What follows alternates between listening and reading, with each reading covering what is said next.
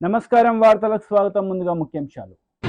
ఎన్నికల ప్రచారంలో పాల్గొన్న సీఎం రేవంత్ రెడ్డి, మాజీ సీఎం కేసీఆర్ పై ఫైర్. విద్యాశాఖ మంత్రి బొత్స సత్యనారాయణ మీడియా సమావేశం, పలు అంశాలపై వివరణ. ఎన్నికల ప్రచారంలో భాగంగా సీఎం రేవంత్ రెడ్డి పాల్గొన్నారు. ఈ సందర్భంగా ఆయన ప్రసంగించారు. విధ్వంసం చేస్తే మొన్న జరిగిన డిసెంబర్ ఎన్నికల్లో బండకేసి కొట్టి బోర్ల పడేసి బొక్కలు ఇరగొట్టిరు తెలంగాణ ప్రజలు నిన్ను. అయినా నీ బుద్ధి మారలేదు, నీ వంకర ఆలోచనల మార్పు రాలే. నిన్న మొన్న అలా కొడుకు అంటుండు, కారు ఖరాబ్ అయింది, కార్ఖానకు పోయింది, మళ్ళీ వస్తుందని. వస్తుందా నాయన? వస్తుందా? వస్తుందా? వస్తుందా? కేటీఆర్, నువ్వు ఏం చేసినా, తల కిందికి కాలు మీదికి పెట్టి తపస్సు చేసినా ఖరాబై కార్ఖానకు పోవుడు కాదు. అనుం జడి కార్ఖానకు పోయింది, అక్కడి నుంచి అక్కడనే జుమ్మరాత్ బజార్లో తూకానికి అమ్మాల్సిందే నీ కారును. నీకు తెలియదేమో కానీ మీ నాయనకు తెలుసు. అందుకే మీ నాయన బస్సు వేసుకొని బయలుదేరండి, ఇంకా కారు రాదని. చూసిన బస్సులన్నీ వచ్చామన్న మంచి మాటలు చెప్తాడేమో, బుద్ధి తెచ్చుకుంటాడేమో. ప్రజలకు ఇన్ని రోజులు అన్యాయం చేసినా అని ప్రజల కడుపులో తలకాయ పెట్టి తెలంగాణ రైతుల కాళ్ళు పట్టుకొని క్షమించమని అడిగి 10 ఏళ్ళు నేను దోచుకున్నా, దుర్మార్గం చేసిన, ఇప్పుడైనా నేను మారుతా, నాకు అవకాశం ఇవ్వండి అని అడుగుతారేమో అనుకున్నా. ఆ మాటనే మాట్లాడతలేడు. ఎంతసేపు ఉన్నా రేవంత్ రెడ్డి దిగాల్సిందే, కాంగ్రెస్ పడిపోవాల్సిందే అని నేను అడగదలుచుకున్న కేసీఆర్ను. అల్లా తప్పగా వాళ్ళ పిల్లల్లో వీళ్ళ పిల్లల్లో చంపి రాలేదు ఈ కుర్చీలోకి. 10 ఏళ్ళు కష్టపడి కొట్లాడి లక్షలాది మంది కాంగ్రెస్ పార్టీ కార్యకర్తలు, లక్షలాది మంది మా కాంగ్రెస్ పార్టీ కార్యకర్తలు తమ రక్తాన్ని చెమటగా మార్చి ఆ చెమట దార పోసి భుజాలు కాయలు కాసేలా 3 రంగుల జెండాను మోసి డిసెంబర్ సెమీఫైనల్స్ లో నిన్ను బొందబెట్టి ఈ అధికారాన్ని తెచ్చిరు. దిగమంటే దిగనికే ఈడెవడు అల్లాటప్పగాడు లేడు. కేసీఆర్, నువ్వు అనుకుంటున్నావేమో ఏదో పిల్లగాడే కదా చూద్దామని. చూడోసారి వరంగల్ మిర్చి తెలుసు కదా ఎట్లుంటుందో, అప్పుడు కానీ అర్థం కాదు. ఓసారి చూస్తే తెలుస్తుంది నీకేందో కథ. ఆయన బస్సు యాత్ర మొత్తం చూసిన, మామనగర్ పోయిండు, నాగర్ కర్నూలు పోయిండు, మిర్యాలగూడ పోయిండు, భువనగిరి పోయిండు, ఇంకా సూర్యాపేట పోయిండు. ఆయన వ్యవహారం చూస్తే వెనకటికి ఎవడో తిక్కలోడు తిరునాళ్ళకు పోతేనంట వానికి ఎక్కనిక్క దిగనిక్కనే సరిపోయిందంట, చూసింది ఏంది లేదంట. చంద్రశేఖరరావు కూడా ఇవాళ ఎవరిని మభ్య పెట్టడానికి బస్సు వేసుకొని బయలుదేరినవయా? 10 ఏళ్ళు నువ్వే కదా ఉన్నది. నీ దుర్మార్గానికే కదా తెలంగాణ బలైపోయింది. నీ అన్యాయంతోనే కదా 2 లక్షల ఖాళీలు ప్రభుత్వంలో పడావు పడ్డాయి. నేను వచ్చిన వెంబడే 3 నెలల్లో 30,000 ఉద్యోగాలు ఇచ్చిన. ఎవడన్నా తలమాచినోడు యాడిచ్చినాం అంటాడేమో అని ఎల్బీ స్టేడియంకు 30,000 మంది నిరుద్యోగులనే కాదు వాళ్ళ తల్లిదండ్రులను పిలిచి వాళ్ళ కళ్ళల్లో ఆనందం చూసి వాళ్ళకు నియామక పత్రాలు నేనే స్వయంగా చేతికిచ్చిన. నేను వచ్చిన 48 గంటల్లోనే మా ఆడబిడ్డల కళ్ళల్లో ఆనందం చూడాలని ఆర్టీసీ బస్సులో ఉచిత ప్రయాణం కల్పిస్తే ఇవాళకి దాదాపుగా 40 కోట్ల మంది ఆడబిడ్డలు ఆర్టీసీ బస్సులో ఉచితంగా ప్రయాణాన్ని పొందిండ్రు. అదేవిధంగా 40 లక్షల కుటుంబాలకు 500 రూపాయలకే ఇవాళ సిలిండర్ వాళ్ళ ఇంటికి చేరుస్తున్నాం. దాదాపుగా 50 లక్షల కుటుంబాలకు, పేదవాళ్లకు, తెల్ల రేషన్ కార్డు ఉన్నోళ్లకు 200 యూనిట్లు ఇవాళ ఉచితంగా కరెంట్ ఇస్తున్నాం. 4.5 లక్షల ఇందిరమ్మ ఇండ్లు 22,500 కోట్లతోటి ప్రతి నియోజకవర్గానికి 3,500 మంది పేదలకు 5 లక్షల రూపాయల చొప్పున ఉచితంగా ఇవ్వాలి అని ఇవాళ మా ప్రభుత్వం మంజూరు చేసింది.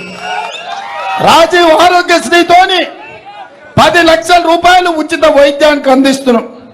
అత్యంత ముఖ్యమైన బీసీ జనాభా రాష్ట్రంలో ఫార్మర్ గవర్నర్ తమిళసై మీడియా సమావేశం నిర్వహించారు. ఈ సందర్భంగా పలు అంశాలపై ఆమె మాట్లాడారు.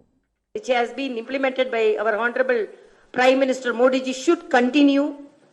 So the people of Telangana, my brothers and sisters, definitely will support BJP.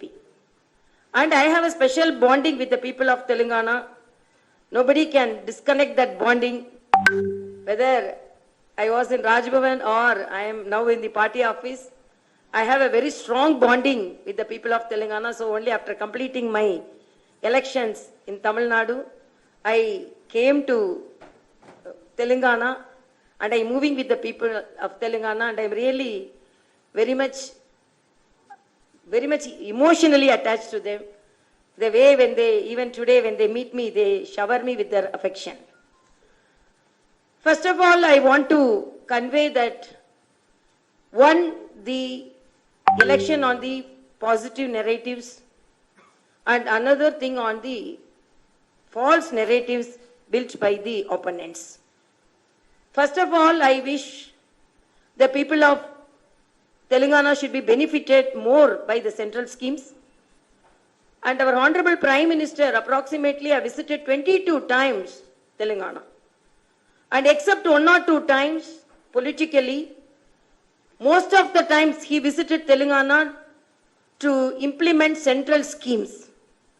So he has already told Telangana is the gateway for development of South India. So his concentration on the infrastructure on the state of Telangana is something remarkable. And first of all, I want to say the fight is between BJP, Congress, and in some places with BRS. BRS is a failed force. When they were TRS, they were little strong. When they became BRS, they became very big, because they cannot, when they were not implementing the good schemes and they were not supporting the people in Telangana, how they will support the people of other states? People gave a clear mandate, and now the BRS leader is going around, but before he was invisible. He was an invisible chief minister. And whenever Prime Minister came, he did not come and meet him, receive him, and he was unable to interact with the Prime Minister, and even Governor office he did not respect. Article 167 says, whenever it is warranted, needed, the Chief Minister should meet the Governor and discuss about the development of the state. Almost continuously 2 years he did not meet me at all, and no protocol was followed, and the Governor office was not respected at all. So this is the way they respected the constitutional office, and what respect they are gaining from the people is visible now. So people very well know about the BRS. Congress, they came to power on false promises, and the way they are fulfilling the promises is in a sorry state. Brother Revant Reddy is asking KTR to wear a sari and get into the bus, and if the conductor is not asking ticket, then you will know that Congress is implementing its schemes. KTR is telling, you wear a sari and get into the bus, and you are not giving 2,500 which was promised for my sisters. So you wear a sari, I feel sorry for them, because they think this is the women empowerment. But our Honorable Prime Minister's implementation of the Mudra loans, 64% of the Mudra loan beneficiaries were women. Startup, 84%. విద్యాశాఖ మంత్రి Botsa Satyanarayana media సమావేశం నిర్వహించారు. ఈ సందర్భంగా పలు అంశాలపై ఆయన మాట్లాడారు. దాంతోపాటు ఎందుకు సహనం కోల్పోతున్నారు, ఎందుకంటే దుర్బుద్ధి చేస్తూ నిన్న చంద్రబాబు నాయుడు మాటలు, ఎవడైనా సభ్య సమాజంలో ఒక 14 సంవత్సరాలు ముఖ్యమంత్రి చేశారని గొప్పగా చెప్తున్న వ్యక్తి అలాంటి భాషను మాడొచ్చండి? 1,000 చూపెడితే 3,000 నీకు చూపెట్టు.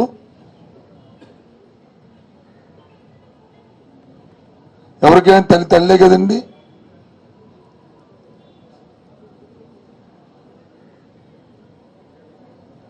ఏంట భాష? నీ అమ్మ మొగుడు లేకపోతే నీ బాబు,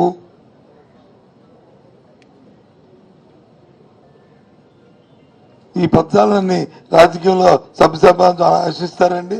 ఐఎమ్ సారీ, నేను నా నోటితో పలికాను, ఏమన్నా దయచేసి అపార్థం చేసుకోవద్దు. ఆ మాటలు ఎవరికి రావా అండి మాలాంటి వాళ్ళకి?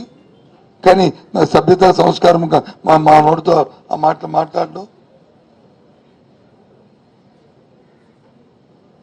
ఏం మెసేజ్ ఇవ్వదలుచుకున్నావు ఈ సమాజానికి?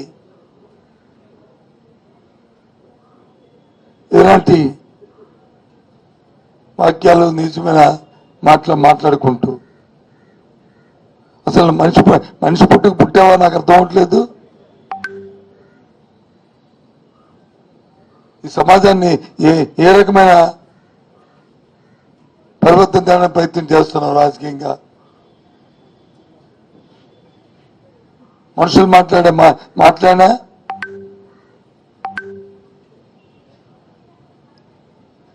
చాచా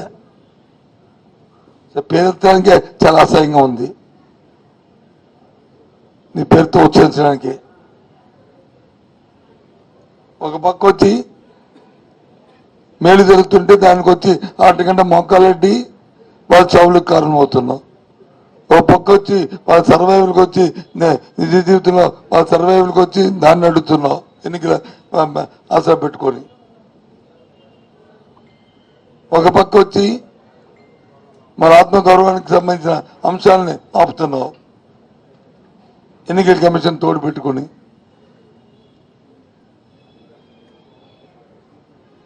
కూటమి వచ్చి వాళ్ళు వచ్చి పిటిషన్ పెడితే వాళ్ళు ఫిర్యాదు చేస్తే ఎన్నికల తానా అంటే తందాన అంటూ ఎన్నికల కమిషన్ వచ్చి తానా తందాన అంటుంది.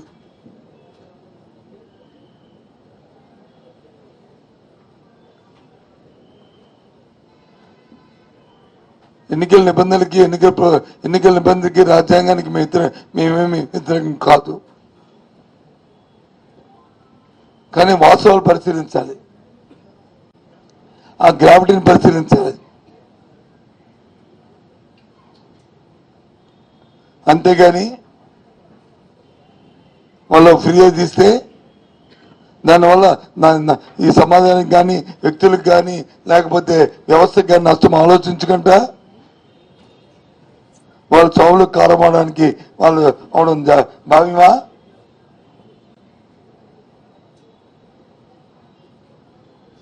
ఆ భాష మాట్లాడినప్పుడు ఏ విధమైన చర్య తీసుకున్నావు ఎన్నికల కమిషన్?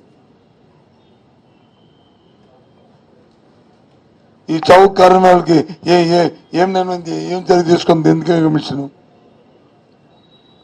ఇవాళ రేపు రైతాంగానికి వచ్చి ఇన్పుట్ సబ్సిడీ అందకపోతే రేపు వేసుకునే పంటకు వచ్చి నష్టపోతే దానికి ఎవరు బాధ్యులు? విద్యార్థులకు వచ్చి విద్యార్థి అందకపోతే వాళ్ళు అకాడమిక్ కంప్లీట్ అయినప్పుడు వాళ్ళకి ఆ విద్యా సంస్థలు వచ్చి వాళ్ళ పరిస్థితి కూర్చోబెట్టకపోవడం కానీ టీసీ లేకపోతే ఎవరు బాధ్యులు?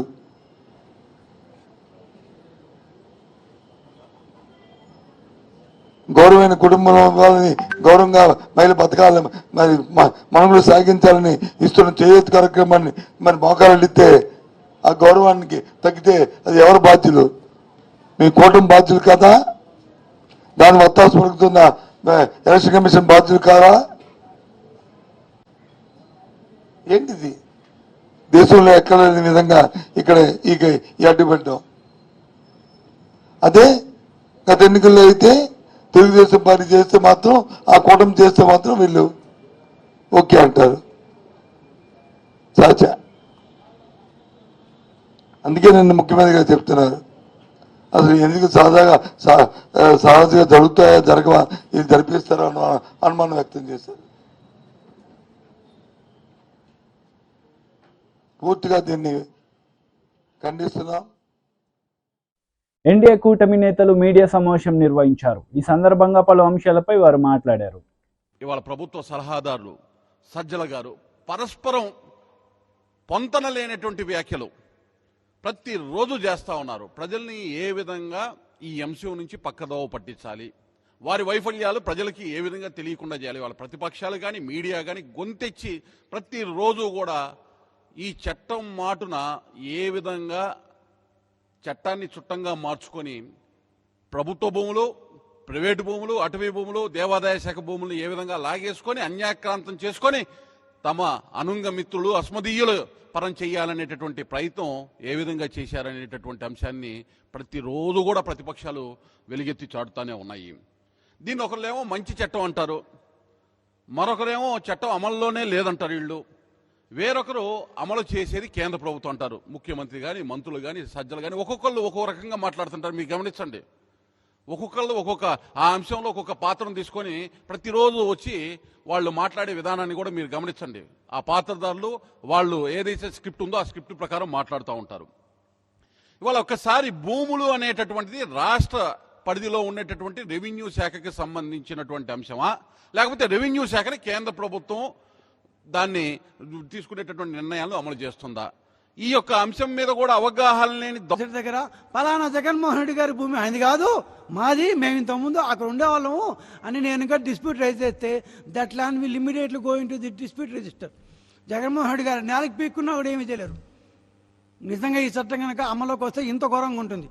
Jaganmohan Reddy it will boomerang upon you only, మీకే వస్తుంది బ్యాక్. సో ఎవడొచ్చి అంటే మీ వైకాపా వాళ్ళందరూ అక్కడక్కడ చాలామంది ఉన్నారు కాబట్టి, ఇట్లాంటి డిఫరెంట్ ఆఫ్ గ్యాంగులు ఉన్నారు కాబట్టి ఈ గ్యాంగులు అంతా వెళ్ళి ప్రతిరోజు ఒక్కొక్క భూమి మీద మీరు ఈ డిస్ప్యూట్ రిజిస్టర్లోకి చేర్చడానికి మీరు ఎవరినైతే పెట్టుకోదలుచుకున్నారో వాళ్ళనే ల్యాండ్ టైటిలింగ్ ఆఫీసర్గా పెట్టుకుంటున్నారు. సరే, ఇది కాకపోతే ఇందాక దాన్ని శివశంకర్ చెప్పినట్టు 2 ఏళ్ళు ఒకడు యూఎస్ఏలో ఉంటాడో, ఇంకో చోట ఉంటాడో, బీహార్లో ఉంటాడో, ఎక్కడెక్కడ ఉద్యోగార్థం రకరకాల చోట్ల పోతుంటారు. పాపం వాళ్ళ ల్యాండ్ ఈ డిస్ప్యూట్ రిజిస్టర్లో చేర్చేస్తారండి. ఏముంది, ఒకడు పోయి వచ్చిన కాగితం ఇస్తాడు, ఆ కాగితం ఇవ్వగానే సింపుల్గా డిస్ప్యూట్ రిజిస్టర్లోకి వెళ్ళిపోతుంది. ఆ తర్వాత 2 ఏళ్ళు ఇంకంటే ఇంకా మనుషులకి పని పాట ఏముండకూడదు. ప్రతిరోజు నా ల్యాండ్ ఉందా లేదా చూసుకుంటూ ఉండాలన్నమాట. ఏమై జగన్మోహన్ రెడ్డి బుర్ర ఏమన్నా పెట్టావు? అసలు నువ్వు 3 సార్లు తెప్పించుకున్నావు బ్యాక్.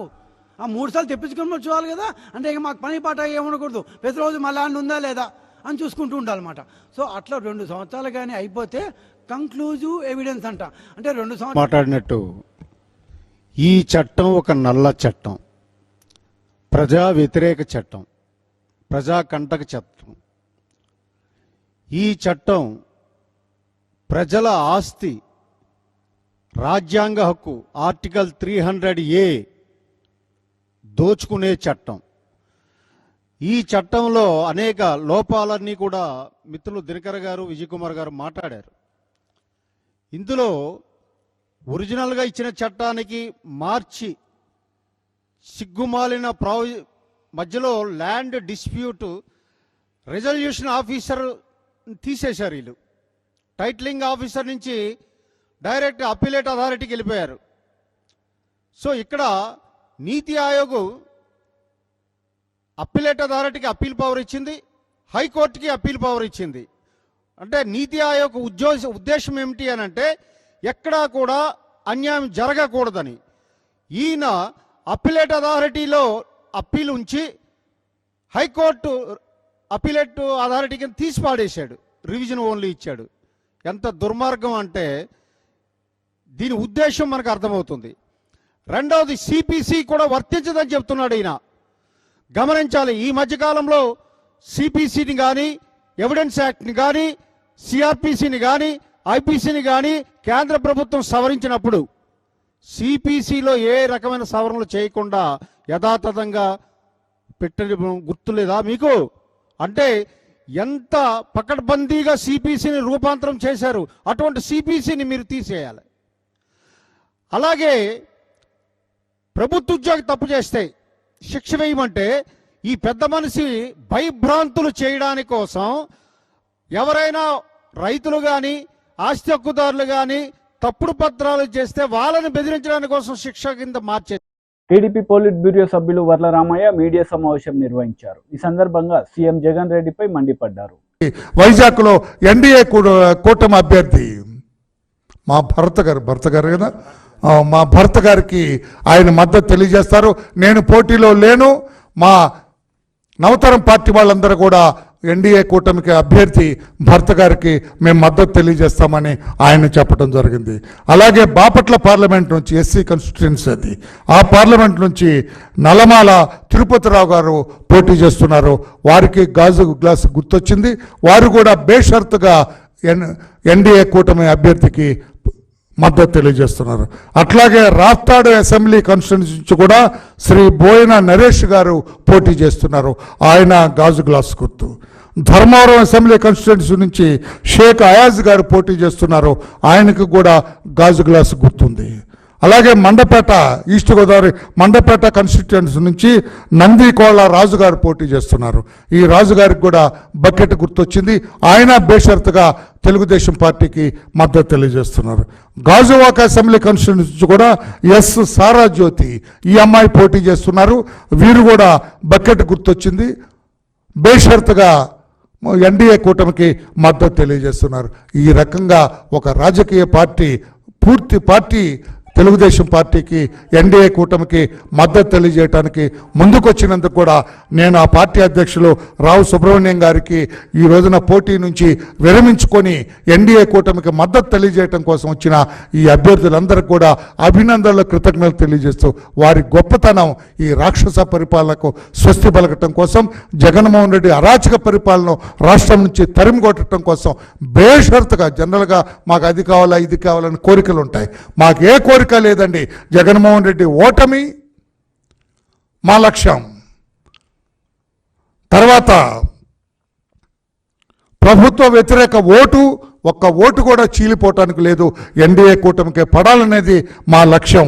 అందుకోసమే బేషరతుగా ఈ రోజున చంద్రబాబు నాయుడు గారికి ఎన్డీఏ కూటమికి మద్దతు ఇస్తామని ముందుకొచ్చినందుకు వారికి అభినందనలు, కృతజ్ఞతలు తెలియజేస్తూ చంద్రబాబు నాయుడు గారి తరఫున వారి మాట ప్రకారం వీరందరూ కూడా పార్టీ జాతీయ ప్రధాన కార్యదర్శిగా, పార్టీ పొలిట్ బ్యూరో సభ్యుడిగా ఈ రాజకీయ పార్టీకి స్వాగతం పలుకుతూ మనందరం కలిసి ఈ జగన్మోహన్ రెడ్డి గారి రాక్షస పరిపాలనకు స్వస్తి పలుకుదాం, ప్రజాస్వామ్య పరిపాలనకు నాంది పలుకుదాం.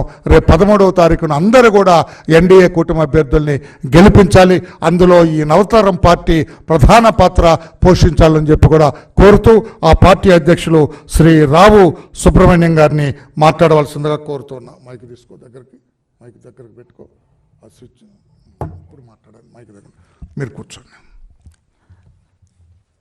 తెలుగుదేశం పార్టీ జాతీయ అధ్యక్షులు నారా చంద్రబాబు నాయుడు గారికి వార్తలు ముగించే ముందు ముఖ్యాంశాలు మరోసారి. ఎన్నికల ప్రచారంలో పాల్గొన్న సీఎం రేవంత్ రెడ్డి, మాజీ సీఎం కేసీఆర్ పై ఫైర్. విద్యాశాఖ మంత్రి బొత్స సత్యనారాయణ మీడియా సమావేశం, పలు అంశాలపై వివరణ. ఈ వార్తలు ఇంతటితో సమాప్తం. తిరిగి ప్రసారమయ్యే వార్తల్లో మళ్ళీ కలుద్దాం. అంతవరకు సెలవు. నమస్తే.